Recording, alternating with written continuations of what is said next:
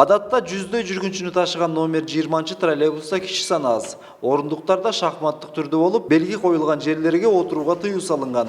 Санитардык нормаларды сактоого чакырган кагаздар туш тарапка илинип, медициналык каражаттар жетиштүү деңгээлде коюлган. Андан сырткары дагы санитайзерлерди койгонбуз. Чыкканда колун сөзсүз түрдө колун инфекция кылат. Анты багы шахматтык түрдө белгилерди коюп чыккан, белгилер бар жерлерге отурбайт. Белгилер жок жерге отурат дагы. Автобуска 104 адам, троллейбуска 100 адам бата турган болсо, азыр троллейбустун автобуса бир 35-40 адам тегергенде эле жүрүп атат. Деген менен социалдык тармактарда коомдук транспорттор санитардык эрежелерди сактабай 40 адамдан ашык жүргүнчүнү алып жатат деген маалыматтар чыккан. Бул суроого Ош шаардык муниципалдык автоунаа мекемесинин жетекчиси төмөнгөдөй жооп берди. Сын пикирлер айтылып атат, журналисттер сурап атат, неге адам троллейбус автобустарда көп жүрүп атат деп. Негизи чыгып эсептегенде, ошол көп болуп көрүнүп аткан жер эсептесең бир 30га жетпеген адам да. Себеп дегенде отурган сидячий место 24 болсо турганы бар.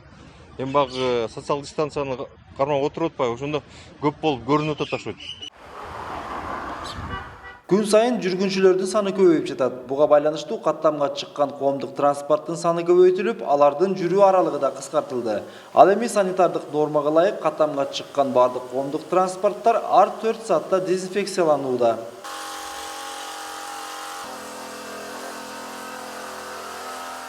Айдоочулар медициналык коргоочу костюмдарды кийип, санитардык нормаларды аткарып жатышат.